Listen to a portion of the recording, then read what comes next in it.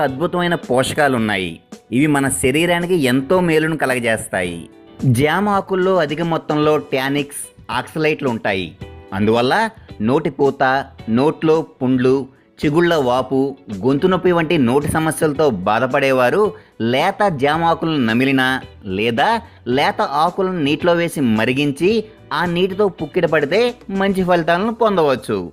జామ ఆకులను నేరుగా లేదా జామ కషాయంగా తీసుకోవటం వలన అది మన శరీరంలోని చెడు కొలెస్ట్రాల్ను తగ్గించి శరీరంలో రక్తం అన్ని అవయవాలకు సక్రమంగా అందేలా చూస్తుంది. అందువల్ల గుండె సంబంధిత వ్యాధులు వచ్చే అవకాశం చాలా తక్కువగా ఉంటుంది.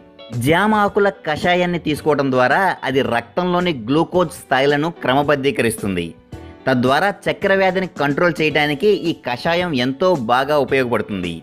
అందువల్ల మధుమేహంతో బాధపడేవారు జామాకుల కషాయం తీసుకోవడం ఉత్తమమని ఆరోగ్య నిపుణులు చెబుతున్నారు.